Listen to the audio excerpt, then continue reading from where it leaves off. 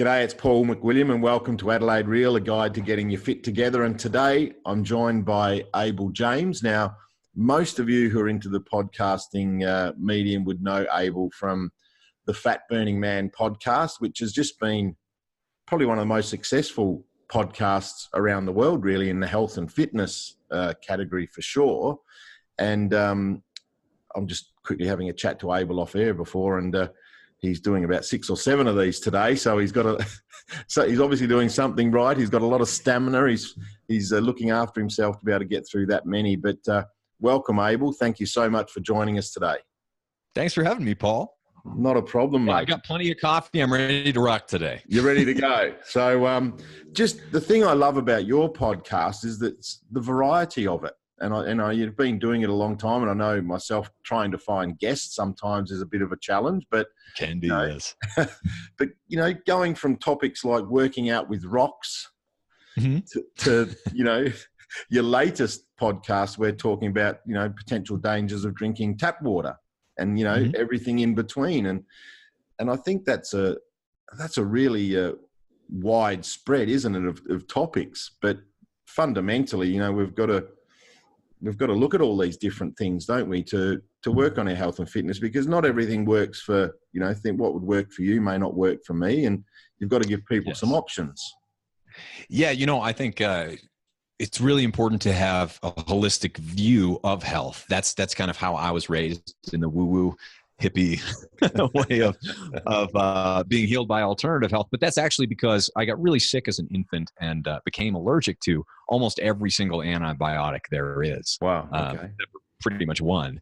And so my mother really got into the alternative health and herbalism and holistic health because I couldn't be healed with the traditional Western medicine way of looking at things. And so holistic practitioners tend to look at your whole life and your whole being and everything that's happening in your mind and your body, and even in your spirit, to try to improve things that may be going wrong, or just go after being as healthy and happy and fulfilled as you possibly can be. And so for me, part of being as happy and fulfilled means being truly interested in what everyone who comes on my show has to say. Yeah. And if I were only talking about eating your vegetables and working out all the time, I would get really bored. And I think a lot of people listening would get really bored too. Yeah.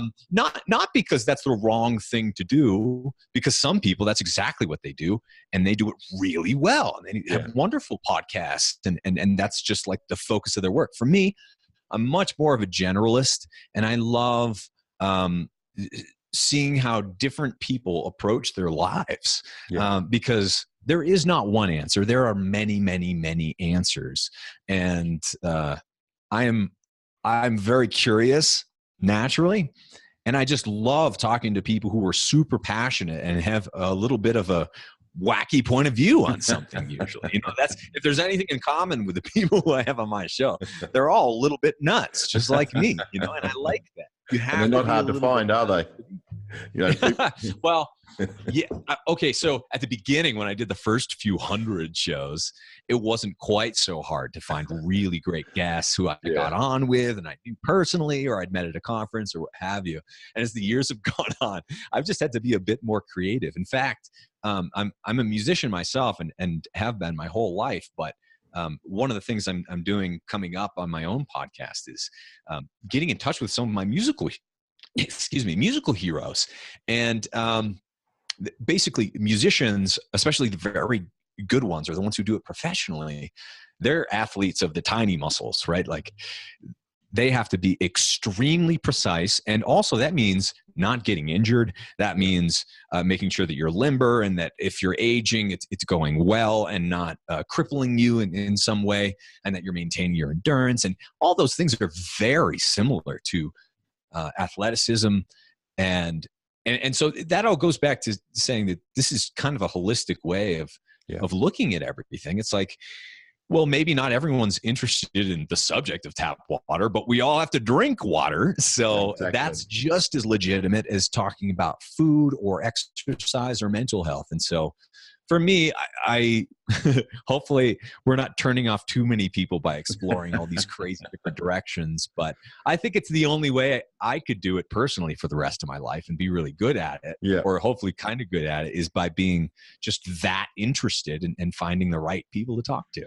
Yeah, and I think, look, that's something that we all have to build our knowledge base too, don't we? You know, because there's just anyone who says they know it all is obviously incorrect. Right. There's so much to learn, and it just might be that little thing that someone says, well, I have all these other things covered in my life. I'm exercising, I'm doing this, but maybe I'm not looking after myself in terms of what I'm drinking. You know, it might be just that little trigger that helps them. So, yeah, I think it's a really valid thing to be able to share all those ideas with people. And, you know, that's something I've got out of the podcasting myself is, you know, realizing how much I didn't know. More importantly than what I do know, you know, because I'm not on here as an expert. I'm trying to interview people like yourself that, you know a lot more than me, and it's been a great thing to do, and hopefully the listeners are, you know, getting something from it as well, because I think you've probably gone through a steep learning curve in the hundreds and hundreds of episodes that you've done. There's lots of things you would have found out that you had no idea about. Absolutely. I'm always surprised. I love that. It's the best. Books aren't necessarily that interactive. But doing what we do, we get to ask the people who wrote the books what they really think about everything. Not what the publisher thinks, not what the publisher decides to put in the book or let be in the book, not what the people decide to put on TV. No, it's like, this is the real person. What do they really think deep down about all these things? I just love exploring that. And I love also that technology is at the point where almost anyone can do that now. Yeah. Almost anyone who wants to have their own, you know, kind of radio show type thing, or their own talk show to explore any ideas they want to, they can just do it and put it out there and people can start listening. It's a very low barrier to entry now, isn't it? Which is great. Yeah. Well, for better or worse, but yeah, I think for the most part, that's a really good thing. Yeah, I believe that is too. Now, just going back to, you know, you mentioned as an infant you were quite unwell, but what was your story? Because I've done obviously a little bit of research, but for the people that don't know you, how did you become Abel James, the massive podcaster? You know, how did that come about? Well, I've spent most of my life either on stage or behind a microphone in some way or another. A lot of that was music. Some of it was theater and that sort of thing. So when I first started my podcast, that was helpful, knowing how to turn the knobs and even use the microphone and that sort of thing. So music has always been a piece of what I do and definitely a passion, but so has health and athletics. I've always loved running. Although I don't do it much now. I've kind of transitioned. We live at 8,000 feet up in the Rocky Mountains of Colorado here now. And so I spend most of my time hiking or climbing if I'm outside. Yeah. Not super intense climbing, just kind of, you know, with the dog, having fun out back. Being active.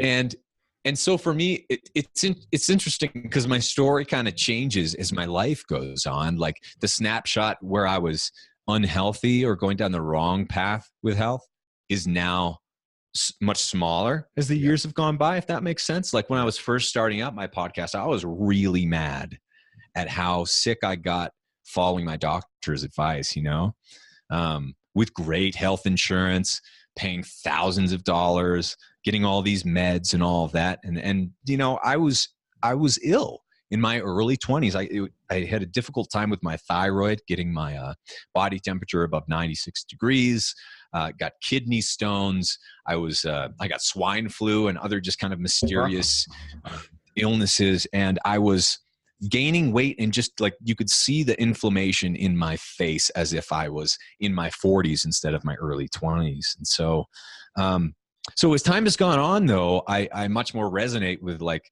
my past as a runner and as an athlete than as being like ill, even if it was for a while, if that makes sense. So, I think that that's really interesting and important for other people to learn as well. Cause I see that like people who, have been following my show since the beginning, for example, like some of us keep in touch. And so it's like they lost 50 or 100 plus pounds 6 or 7 years ago. And so since then, I'm more interested in like, what are you doing with your life now? You know, like, what are you doing now that you have your energy back? Because I don't see this as like offense. Like, I'm not playing offense with diet books and with all this like hypey stuff to like get people on my diet. It's not like that at all. It's this is self-defense is how I see it. It's like, in order to be a healthy and happy and fulfilled person these days, you just need to really practice self-defense as it relates to what you're eating, how you're moving, or even what your lifestyle looks like from the outside in. You're going to get haters. You're going to get people who are just like, what? You're different. You're weird. I don't like that. You can't do that. You're going to get a lot of people saying, you can't do that. But you can. And look, I love that self-defense, the way you look at it there, because we are, you know, in one respect, we're under attack from marketing, and we're under attack from this type of diet and that type of diet, and who makes the biggest noise. So that's a fantastic way of looking at it, you know, the whole self-defense thing, because, geez, it's hard work, mate. You know, it really is. Oh, yeah. And it's very... It shouldn't be, but it is. It is. It's incredibly hard because, you know, people go... You know, like myself, they go to an extreme one way where you end up 350 pounds, right? Struggling, you know, and it's a real battle, to wanting to change, but then getting caught up in this confusion about, well, what do I go and just eat meat? Do I go right just eat vegetables or bananas, or I don't know, what do I do? It's really frustrating, and if you can quickly go down the wrong path. And we talk about this on the podcast, that if you do go down the wrong path for you, it may not be the wrong path for the person that developed the plan or whatever. Yep. But if you go down the wrong path, don't turn back and go back to point A. Take a diversion. So you end up over here at D or C rather than going back to A all the time. And that's when you have that yo-yo effect. People, unfortunately, like me, who've tried over the years, they go... And it's really disheartening, you know, they go through that yo-yo effect, and it's a mental battle as it is a physical or diet battle. Oh, yes, it is. It's a battle of worldview as well. A lot of the times it gets political, right? What people eat is this very political thing, which is really bizarre to think about. But, you know, at its root, I think we all inherently care about each other, and at its root, we all inherently believe that we're correct. Yeah.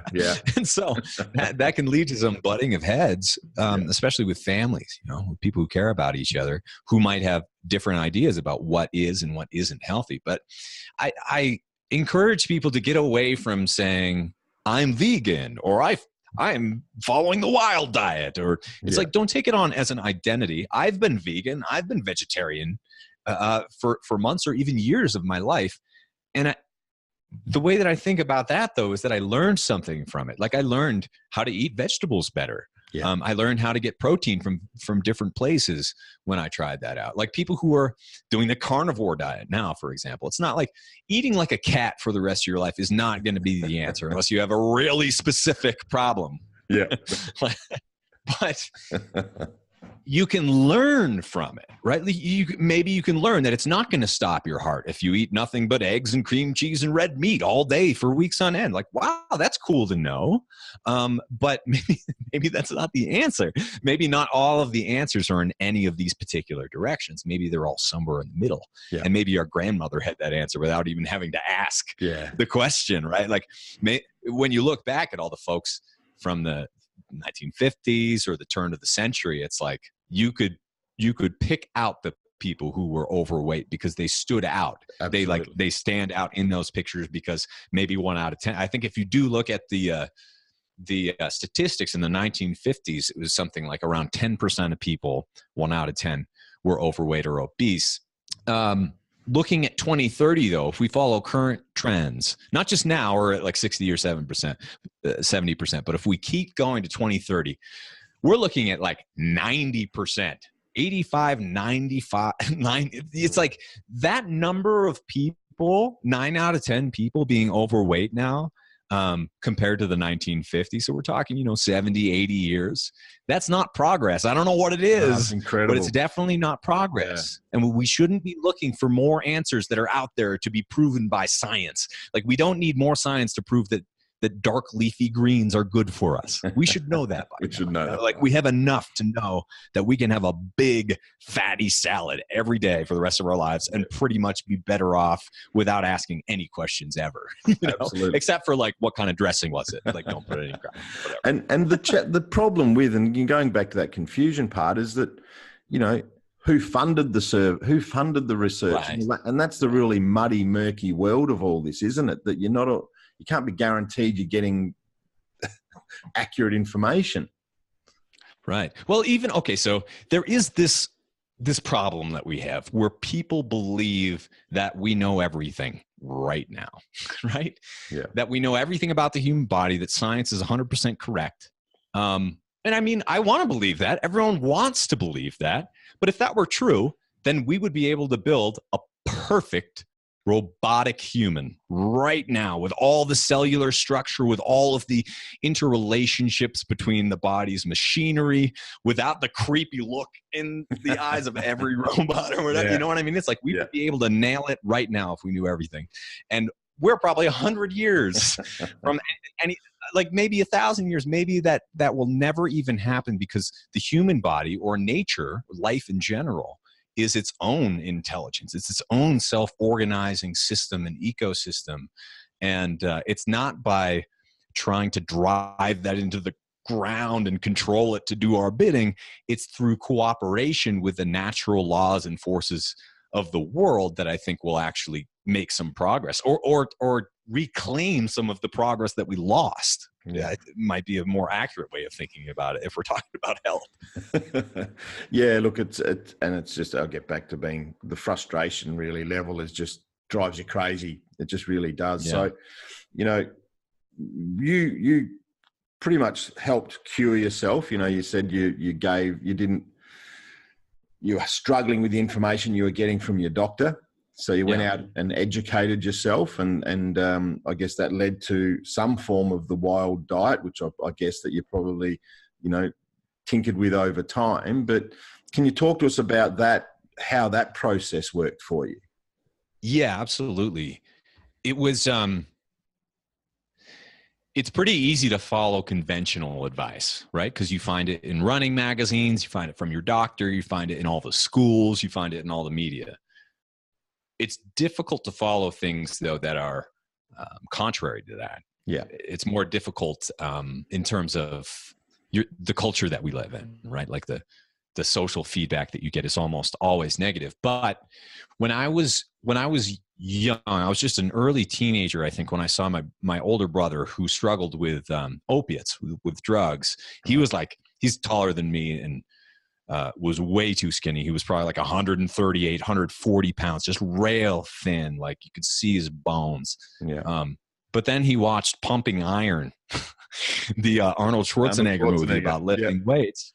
He got a weight bench in his little house, and he was like an older teenager, I think, at this point. And I watched him over the course of months go from like 140 pounds to over 200 pounds, like 220 pounds of just pure muscle. This guy got huge. And he wasn't on Arnold's drugs at the time. No. In fact, he got clean at the time of all drugs. Yeah. And so I saw him just transform. And all he had was like a weight bench, bacon in his fridge, and like a little bit of protein that he ate sometimes. And I'm like, what? Like, what is happening? What's going on? Yeah. To see my brother transform like that. And so having seen or experienced myself get overweight, and I was running, I should say, 20, 30 miles a week. I was exercising a lot. My doctor was telling me to eat less, exercise more, all the typical things that we hear. Yeah. And so what the diet or the way of nutrition that my brother was getting into around that time was like cyclical ketogenic eating or dieting has been around for a very long time in athletic circles, in also in research circles to help with epilepsy and things like that. And so that just to me provided an alternative of, well, if that way of nutrition could be appropriate for some people, then maybe I can try it and kind of see what happens. But I never wanted to give up vegetables because that didn't seem right. Yeah. It just didn't seem like it made any sense to only eat meat. But I wasn't afraid of red. I decided not to be afraid of red meat anymore, especially if it came from a clean source, right? Right. Yeah. So it was kind of like when I first started experimenting with it, it was kind of like a plant-based ketogenic type diet, if that makes sense. And I didn't take away all grains and all sugar at the beginning, but I stopped eating grains, especially whole grains, to try to be healthy, if that makes sense. And I had always kind of stayed away from sugar anyway. So it was interesting because like the things that I kicked out were supposed to be healthy. It was mostly the whole grains or anything that had grains, wheat in particular, related. Like kicking out wheat, processed wheat, really seemed to help right away. Yeah. And then there were a few other things where it's like I could kind of narrow it down and say, oh, corn. Like that doesn't seem to, it's like I don't feel bad when I eat it. And I still like popcorn and stuff, but the corn that I was eating maybe in, I don't even know what the sources are because it's in everything now, right? Yeah. So I was eating more corn, including some GMOs, because I was more concerned at the time with saving money than being healthy, if that makes sense. Yeah. And but that was a big thing to get over too, because it's not that real food is more expensive, it's that fake food is artificially inexpensive. It's an illusion. Yeah. It's fake food. It doesn't cost the same. It's not like you're getting that. It's one of the problems with language, actually, I think, is that like people are just like, well, why would I spend $5 for a dozen eggs when I can just buy eggs for $2 a dozen? It's because like they're not eggs. If you're buying the cheap ones, like, yeah, I don't know what the source of that is, and I do not want to know, because it's so horrifying that you could barely even think about it. You know what I mean? It's like if you're buying the cheapest food, especially if it's involved with animals or meat, what you're getting is so horribly manipulated to be cheap that it's going to make you sick almost 100% of the time. Yeah. You know, within reason, if you're eating it on a daily basis. I mean, not if you have it every once in a while, but like, but it's not even the same egg as you were getting 50 years ago, is it? You know, just scale the production. You know, we're not talking 500 years ago. We're talking only 50 years ago.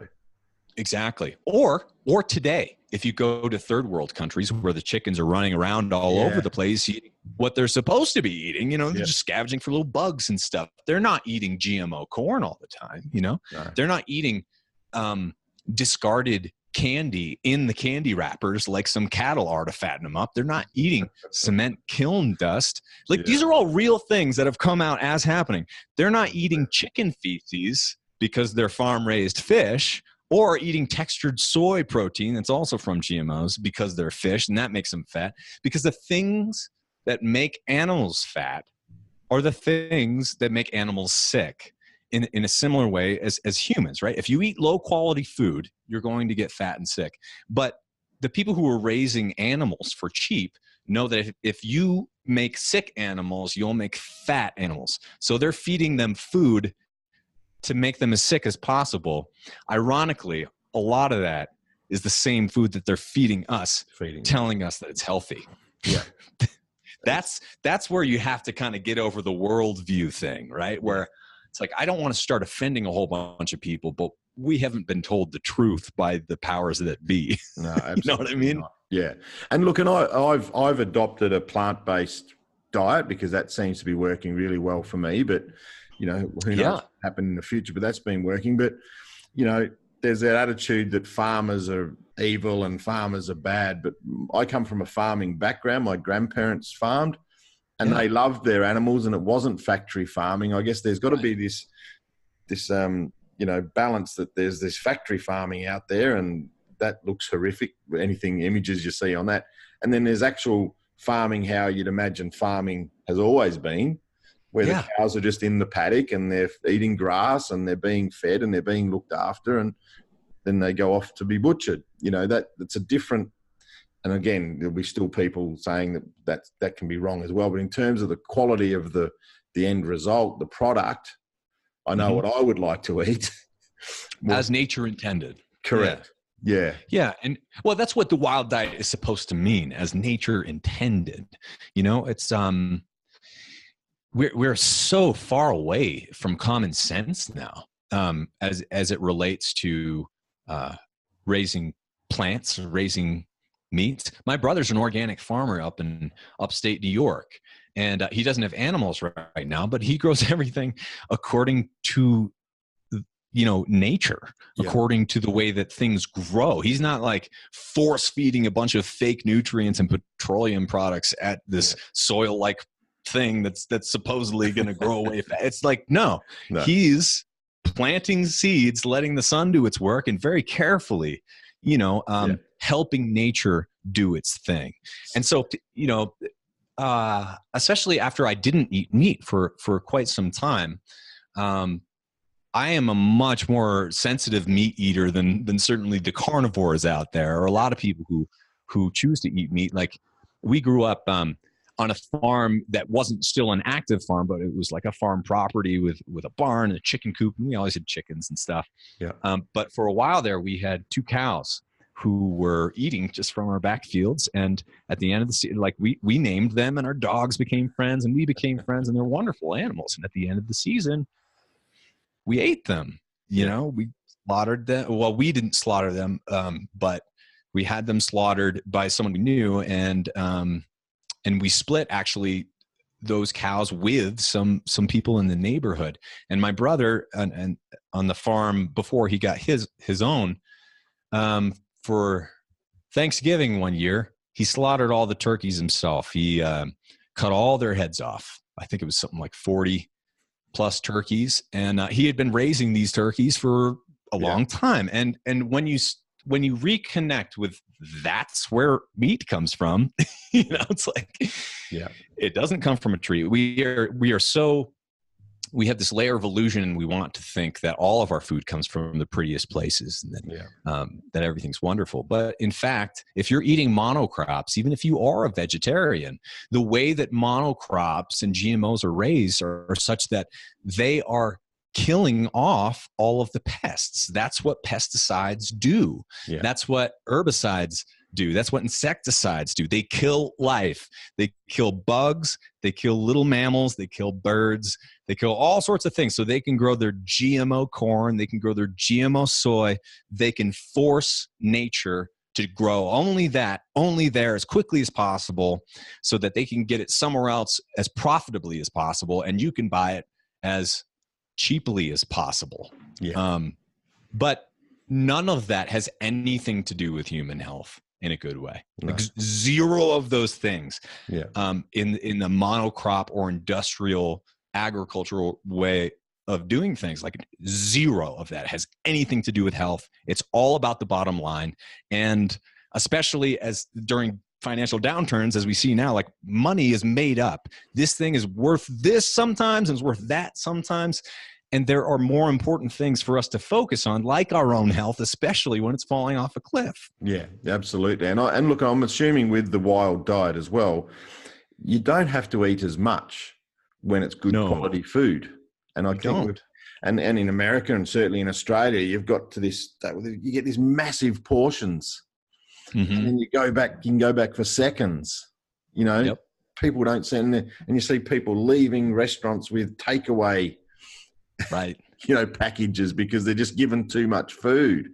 Getting a good deal. It's crazy. Well, that's how I used to see it too. It's like getting a good deal, getting more food for less money. But in no other time in history, I don't believe people have been like, food manufacturers are trying to put less food in their food, right? Like, they're selling these low quality packages, these low calorie packages, these low counts of carbs or low counts of whatever, of low counts of fat. It's like, there's less food in here, so you should buy it. But it works. Absolutely. But the idea is, though, to your point, is when you're eating nutrient dense food, when you're eating real food as nature intended, you can fill up on less because there's more food in it, because there's more nutrients in it. It's like, you're not eating to eat iceberg lettuce. You're eating to eat the nutrients that should be in iceberg lettuce that might not be, right? Exactly. And so like you can eat plates and plates and plates of iceberg lettuce, but if it has no nutrients in it, you're never really going to feel satisfied. And when you eat junk food, or when you eat almost anything from the industrial system, it's going to be devoid of nutrition. And in fact, oftentimes it is so much junk in there that it's almost like a net negative. It's subtracting or leaching nutrition from you. And that's one of the reasons people get so sick over time, is because you're so deficient in certain things and you're so overloaded. Your liver is so overloaded with chemicals, preservatives, and other junk that it actually starts clogging up and becoming fatty. And that process can often lead to obesity, diabetes, and all these other things. But it really starts within your internal organs getting clogged up with all the crap that's in our food these days. And so once you start cleaning it up, though, it's incredible. The liver heals remarkably quickly. It's one of our best self-healing organs. And over the course of time, your body starts to operate the way that it should, instead of, a goose being force-fed corn to become foie gras. Yeah. Look, we're amazing, we're amazing machines, aren't we, really, the way that's been designed. It's like anything, you've just got to put the right fuel in there. So just as a summary with the wild diet, is it really more about just whole foods, the less unprocessed, as little processed food as you possibly can get hold of, but just good quality? Yes. If you're going to take one thing away from it, I would say that. But even easier is like, one of my books is holding up the screen, so I can't take it out right now. But the plate, I call it the wild plate. So when you look down at your plate for a typical meal, more than half of it should be green, leafy, or colorful, nutrient-dense veggies of some kind. More than half of your plate. Doesn't matter if it's raw or if it's cooked. Just like keep the obvious things that are bad for you down, like the sugar, the fake dressings, and the croutons and the processed whatever. Just like make it real food, make it real veggies, make it diverse and colorful, and put some high quality fats on there, whether it's olive oil, which pretty much everyone agrees is good for us, as long as it's the real stuff. Because there's fake olive oil too out there. You have to watch out for the fake low quality oils. Get the real stuff. You can taste the difference. Coconut oils, avocado. So like, don't be afraid of fat. Use that to fill up. Use it to make your veggies taste better. If you're going to cook things up, that's like how I eat bacon, for example, is I use it. And my wife uses it more as a condiment or a cooking fat to help improve the flavor of other things, or to make a dish kind of have a savory type feel. But you're not eating a plate of bacon. You're not filling up on meats, really. No. You want to make sure that you get you've got more than half is veggies, and then about a quarter is going to be proteins of some kind. You want to make sure that you fill up on proteins and you get enough, but there's no need to overeat protein. Like, because we probably eat too much protein, don't we, in the standard American diet? Most people don't need to worry about eating too little protein. In the standard diet, the way that most people are eating is like getting more meat isn't something that you really need to focus on. No. So most people are getting enough protein, unless you are a vegetarian, and then you do need to focus on getting protein from certain sources. Like beans can be a great source. Veggies can actually be a wonderful source. Broccoli. Nuts, of course. I'm sure you and your listeners know a whole lot of different ways to get protein in. But anyway, suffice it to say, get some protein in there. Make sure you're getting enough. And then the rest of it, a little bit of starch if you'd like. So I like sweet potatoes. We like old school, the really kind of fibrous, spongy oatmeal. We'll make treats and cookies out of stuff like that.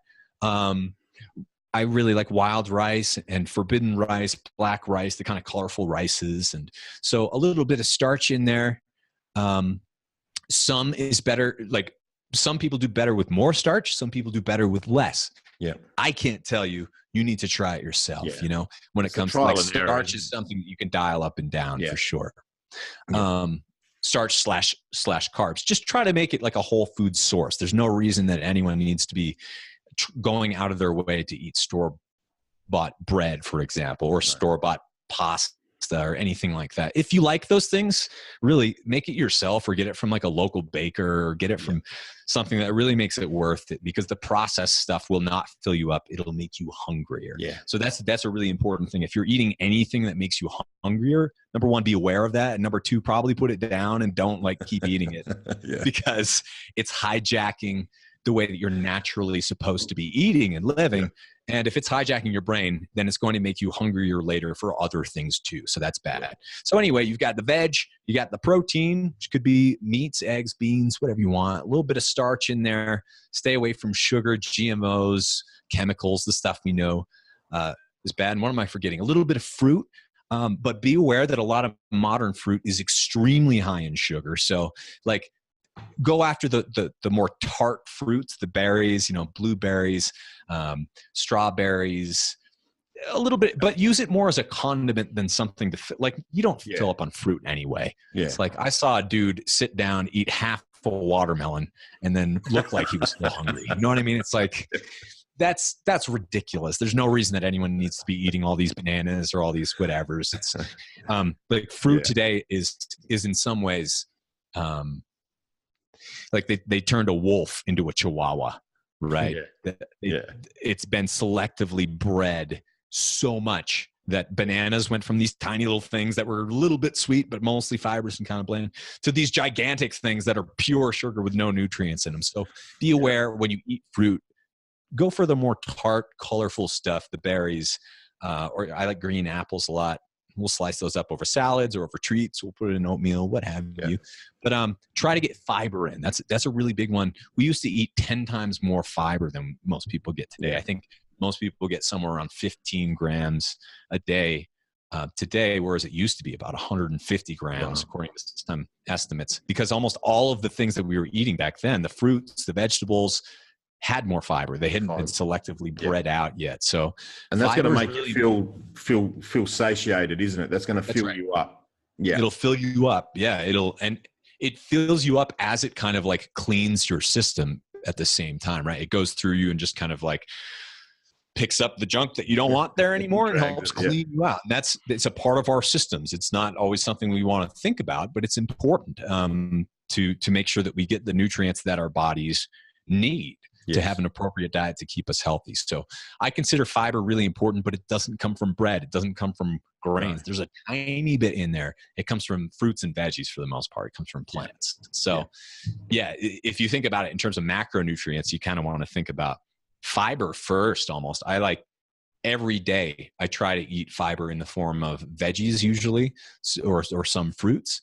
Oatmeal has fiber in it too. I don't really count that. I almost always, that's one of the biggest reasons that I try to get my veg on every day and make most of the food that I eat or that we eat plant-based and not sugary or not sweet. Yeah. So with the fiber though, for someone who has no idea about that, you're talking about things like, broccoli, cauliflower, kale, those types of foods. Anything that you need to chew, really, that's a vegetable. Right. And that's a good point too. It's like most of our food now is really squishy. Processed food takes the chewing out of it because you'll eat more, you'll eat faster, you'll buy more. Food scientists know this. That's why they do that. That's why when you eat Cheetos or Doritos, it kind of like disappears in your mouth because it tricks your brain into thinking that you haven't eaten, even though you have. So you eat more. So it's like you have to be really careful with things like that. Yeah. And fiber does exactly the opposite. It's like no one eats a big salad and then like wants another big salad. Or it's like I say in my book, it's like, who in the world? Okay, so if you eat like a little bag of Doritos or a little bag of cookies or something like that, it's like you're gonna eat some more, right? Like I want another bag, or I want some seconds. It's like if you eat a big old salad covered in avocados and macadamia nuts and berries and all of this veg and carrots, and if you eat that, you don't like say to yourself after you finish, like, I really want another big salad right now. You know what I mean? It's like our bodies know. And so fill up on the right things. Easier said than done, of course, but you know it when it's happening. Yeah. And if you have a choice, would you say, okay, go the organic route if you've got the choice to do that? If you have the choice, well, even better, like go for the backyard grown route first. Like if there's anything that you can get locally, it's going to be 10 times or 100 times more nutritious than almost anything that's organic that was grown in a industrial way. Because now there's industrial organic, right? So if there's any hope of you or your family or your friends or your community growing anything in your backyard or inside the house or on your roof or whatever, anything that you can grow, whether it's kale or tomatoes or mushrooms or anything, is going to be almost every time much more nutritious than anything you could buy at the store. And along those lines, local farmers markets, things that are grown locally according to the laws of nature, like my brother's farm and community agriculture, that sort of thing, stuff that was grown there and picked recently will be a lot better for you and fill you up a lot more. And it's, I know what I'd prefer, an outing to a farmer's market. That's like socially, that's a good thing too. You get to meet people, you see what's happening in your community rather than just running into the convenience store and grabbing something off the shelf. Now, for everyone, it's not that easy. We know that, they're all different levels of, and unfortunately the socioeconomic situation where people in the lower socioeconomic, they're really bombarded with this poor choice, aren't they? It's absolutely, there's a real war on those people in terms of what they eat. It's really sad. Yeah. One way, if you are, and I didn't have money for the majority of my life growing up and in college, I almost had to drop out because of not having money. And I couldn't afford the food plan when I was in college. So I really understand what it's like to struggle to pay for food. But one thing that can be really helpful is, if you're serious about taking your health back and you want to eat better and you don't want to have processed stuff anymore, then kick out everything that you buy that's a liquid, that's a drink, that's not water. Just kick it all out. Get rid of it. Take that budget and use it to get some really high quality food. Like don't waste money. If you're going out and eating a lot and spending money at restaurants, take a little bit of that budget, put it into just buying something that's higher quality. It takes so little money. Yes, it is more expensive, I guess, or it's less artificially inexpensive to buy things that are just a little bit better, right, than the cheapest stuff. Like maybe you can't get organic everything, but you can get organic certain things, or you can get local certain things. And so find out which ones you love the best. One thing that helps me is I go shopping with my wife almost every time, and I love it. I think it's amazing that we can go into places and just like whatever we want, grab that. And it's like, think about history for a second. That is ludicrous. And so obviously it's a double-edged sword. But if you take a little bit of your budget from alcohol or from sodas or from some other drink that's expensive that is not good for you, all those expensive coffees and stuff, just take a little bit of that. You should be drinking more water anyway. And if you really want your health, you don't need to drink anything aside from water, really. And if you just make a couple of small investments to find foods that you like, whether it's a salad or a new cheese or a new set of spices or maybe a new wine that you haven't tried or something else, like try to make health your passion first. Try to make like good food, becoming into food or cooking, like try to get some momentum and oomph behind that, because you're going to need it for the rest of your life. Because incremental change can, over time, those little choices make a massive difference. I didn't go from being a fit and healthy sports person to this overnight. It's those little incremental decisions on the negative side. So little positive choices along the way can really make a difference. And I was talking to a friend of mine the other day who one of their family members is giving up smoking, and they were smoking 3 packets a week, but not to mention what that was doing to their health, but that was costing them $150 a week. Wow. See, like that's a lot of money. That's a lot of salads. That's a massive amount of money. That's rent for some people. That's a mortgage payment. That's a lot of money. And because we're so heavily taxed here in Australia, they won't outlaw cigarettes, but they put a massive amount of tax on them. So that's just incredible. So people can make those choices, can't they? If it's about priorities, really, you know? And if you're saying like, well, I can't afford it. Remember, money is completely made up and you could make more or less of it at any time. And our ancestors never really had to worry about it. It's all about priorities and where you want to go in your own life. And it's like, it's easy to hate on people who say that, right? And I've gotten plenty of hate for saying like, eat real food, like eat the highest quality food you can. But like really try to make it a priority in your life. I really started doing that myself with my wife as well around almost 10 years ago now. And there is no way I am ever going back. And almost everyone else who's like been doing it for a while now, it's just like, if you do it for long enough, it's hard to go back because you know how bad it is. You still kind of remember what it felt like to have that little energy. And like, I'm just remembering back to what I felt like. And I never want to look at my reflection and see that little life again. Yeah. You know what I mean? Yeah. It felt like there was like the life had been drawn out of me somehow. Yeah. It's incredible because, and I was eating just too much and the wrong foods. And since I've changed and I've still got a long way to go, it's an ongoing process. It doesn't happen overnight, but just the energy levels from eating whole foods.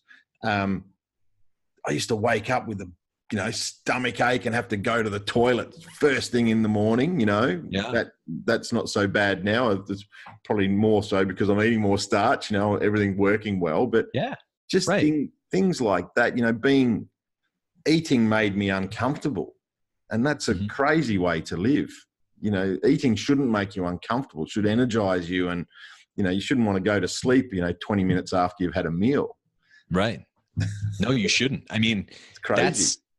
We've become accustomed to things that are totally abnormal. In fact, I haven't eaten today. I'm doing all of these interviews and usually I don't eat until in the afternoon or dinner time. I'll eat 1.5 meals a day or what have you. And I can't tell you how many people said that I couldn't do that when I first started doing. I've been doing it for 7-8 years now. And like people still tell me that I can't do that, which is really funny.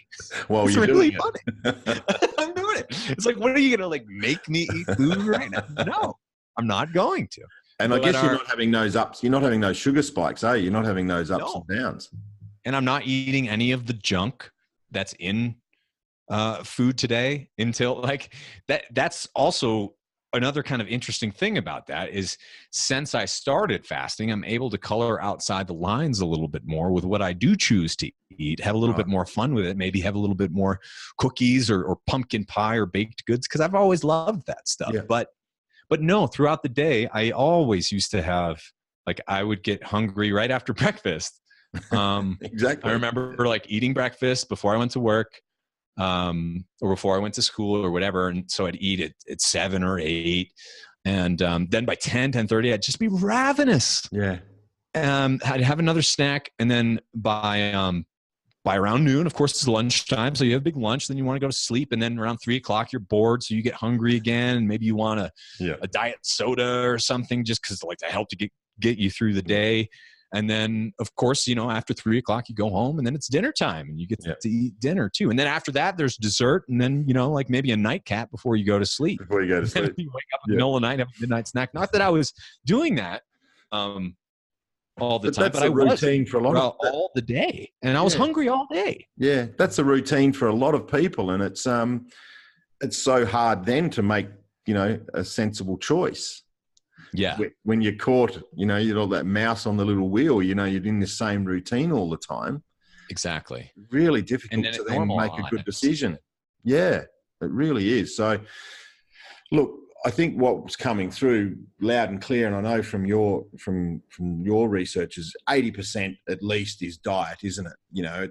When I first started this podcast, it was okay, let's talk to the people and the greatest kettlebell workout and what's going to be CrossFit and all this sort of stuff. But it's more turned into talking to people about what they're putting in their mouths, because that seemed to be a very consistent message that, yes, absolutely, exercising and moving and getting active is very important.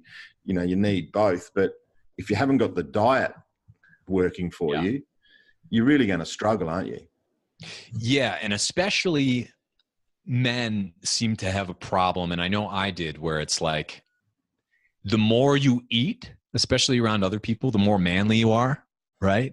The more virtuous you are, the more you have like a healthy appetite, right? They call it a healthy appetite. Yeah. And so we have to kind of get out of our own way of thinking. And also it's like when people see you when you are in shape, they're just like, people assume that I exercise all the time, that I'm a gym rat. Yeah. And all that. I hate gyms. I never go to gyms. Like, I can count the amount of times I've been in gyms in the past 10 years. I can count. And it's very much about having your nutrition under control. Yeah. And oftentimes that's more a matter of focus and attention, and just kind of recalibrating the way that you think about it, more than it is forcing yourself to eat less, right? Like I have never liked forcing myself to eat less. Actually, that's one of the reasons I like fasting, because to your point, I don't hop on that wheel and like try to keep eating less all day long like I was before. Like, I was trying to eat less all those times I was hungry throughout the day before. Whereas like now, it's not like I'm trying not to eat right now. It's like I'm not even thinking about it. Yeah. And so that's really important, and for men and women out there, but especially men, it's like we need to get out of the like trying to be more macho or bigger or healthy appetite, more manly. Like bigger, better, more is a very manly way of thinking about everything. Yeah. And it's not that difficult to actually switch that, especially as you grow up a little bit and get out of that macho stage or whatever that I was certainly in for a while. Yes. To instead focus on balance, right? Because we all know what balance means. And if we give ourselves enough freedom to practice common sense, we know what balance looks like too, whether it's in our own lives or around us or at our plate. It's like, we all kind of know. Yeah. So we need to give ourselves the freedom to know that again. Yeah. Right. Yeah. To really know when it's like, no, people who are doing 4 hours of kettlebell exercises a day, and I know some of them, it's like, great. If you love doing that, keep on doing it, man. But if you don't, do not do that. Don't even do it for a half an hour. Do it for 2 minutes. You know what I mean? It's like, you'd be amazed by how little exercise you can get away with. Yeah. In fact, like for the first few years after I started my show, I was trying to experiment to see if I could keep my body at kind of a shape and body fat level that I wanted without really doing much exercise at all. And I was shocked by how little exercise I actually needed at that point. And granted, it's different once you're kind of at a maintenance weight than it is to get down to your the shape of the body that you're after.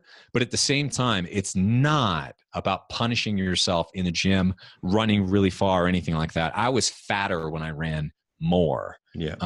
Because I was fueling wrong. So yeah, it's really, and if you think about it, it does make sense. It's like the size of your body is going to be dictated by what you're eating, how much and how little, and your health and that sort of thing. And then where exercise comes in is it more defines the shape of your body, right? Like if you're looking for more strength, stronger arms, or more of the triangle shape that men have, or the hourglass shape that women have, that's where exercise can really help tone, strengthen, and shape your body. And so it's definitely important, but it's not the way to, it's not the answer.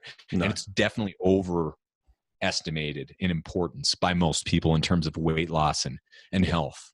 And you can, and by putting the right fuels in, you can achieve probably the same result in your half an hour or your hour. Yes. Than by flogging yourself for 4 hours in the gym. So it gets back to the food. For the past probably 3, 4, 5 plus years, maybe even, my workouts have been 35 to 40 minutes for the longest workout that I do. And most of that is rest.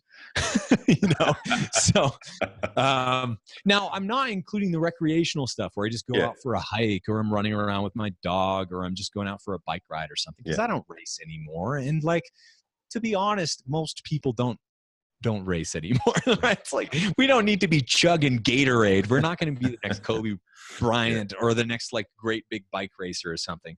Let's have a little bit more fun with it, and also like not get brainwashed into. I know that was a big problem for me when I was doing a lot of running. I was reading the running magazines, and they were saying like, well, you need to have these goos and these Gatorades, otherwise you're going to die because you're not going to get enough electrolytes. It's such BS. Crazy. But we just kind of have to go through that experience of realizing that we're wrong sometimes too. And that's that whole learning process. Right. Yeah, it's that whole learning process, isn't it? We're not born knowing all this stuff. You've got to learn from other people, but you got to go through it yourself too. And loud and clear, it's really what we put in our mouth is going to determine the majority of how we're going. But it's also incidental movement, isn't it? You're talking about, that's really recreation and lifestyle movement that you're talking about. You're hiking and playing with the dog or cycling with your wife. It's just being healthy in your lifestyle. It's not, you wouldn't look at that as, I have to go out and exercise. No, it's recess. Yeah. Let's go out and enjoy ourselves. Recess. Yeah, absolutely. Well, Abel, I know, look, mate, you've probably got another 6 interviews lined up after this. You're a machine. So I thank you so much. Look, I really enjoyed talking with you, mate. And I know the people that are listening are going to get a lot out of it. So thank you so much for having a chat to this fella from Australia. It's been great. Thanks for having me, Paul. Really appreciate it. You're doing great. Thank you, mate. And promote yourself. Where can people find you? Where can they check in, and who is this Abel fella? Yeah, well, if you're interested in the health side of things, the recipes and the food and some of the exercises as well, then check out fatburningman.com. That's where you find the health stuff. That's also the name of my podcast. And then if you're, thank you. And then if you're looking for some of the new books that I have coming out, some of the outdoor adventures in virtual reality and some of the music stuff, then check all that out at abeljames.com. That's ABEL James.com. Awesome. Well, I'll put all that information in the show notes as well, Abel. So thank you, mate. Have a great day, and keep the energy levels up for the rest of the day with those interviews. Thank you so much. Good on you, mate. Thank you. Right on. Yeah, I do have to run to my next one, but Paul, thank you so much for this. This has been great.